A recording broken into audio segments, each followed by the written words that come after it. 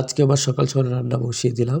মসুরির ডাল রান্না করবো, লবণ দিয়ে দিলাম। মাকে হেল্প করে দিচ্ছি, মা বয়স্ক মানুষ পারছে না, তাই ওই যে ডাল বসানো হয়েছে মসুরির ডাল। তো এই মসুর ডালের সাদা অংশটা ফেলে দিব, আর কোয়াশ কাটা হয়েছে ডালের মধ্যে দিব। তো খুব সুন্দর। ডালে অল্প হলুদ দিয়ে দিব, বা পরিমাণ মতো হলুদ দিয়ে দিলাম। এবারে ডালে কোয়াশগুলি দিয়ে দিব, কোয়াশ কাটাটা দিয়ে দিলাম।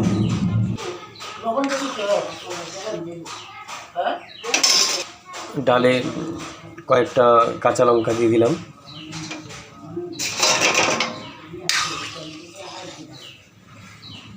সিদ্ধ করার পরে সম্বাস দেব।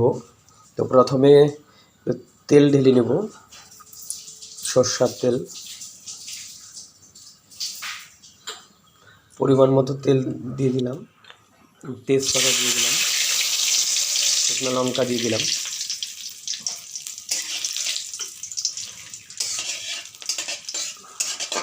পেঁয়াজ কুচি দিয়ে দিব, অল্প পেঁয়াজ কুচি দিয়ে দিলাম।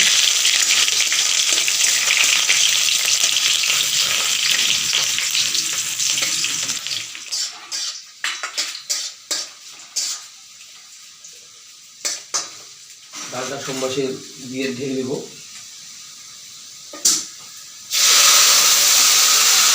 রান্না করিনি, বা ডাল কোনো রান্নাই করিনি, তো আজকেই প্রথম রান্না করলাম। ডাল অলরেডি হয়ে গেছে, সঙ্গে মার জন্য একটু আলু সিদ্ধ বা আলু মাখা এটা করা হলো। সঙ্গে ডালের সঙ্গে ভাজি যদি না হয় তাহলে একদমই ভালো লাগবে না। তো আজকে সকালে এই পর্যন্তই, ডাল, আলু মাখা ও ভাজি, সঙ্গে আলু ভাজি। বাঙালিদের প্রথমত ডালের সঙ্গে ভাজি তো দরকার, একদম অসম্পূর্ণ ভাজি ছাড়া ডাল অসম্পূর্ণ। তাই আমরা জামলু, বিশেষত জামলু বলে থাকি। তো ওটা প্রাকৃতিক নাম বা সৌন্দর্য নাম, জলপাই আলু। যাই হোক, আমরা বাড়িতে জামালু বলে থাকি সবাই। এই পর্যন্তই যে আমার মা ডাল নিচ্ছে।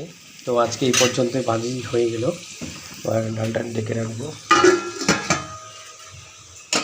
আজকে এই পর্যন্ত আলু সিদ্ধ ভাজি হয়ে গেল।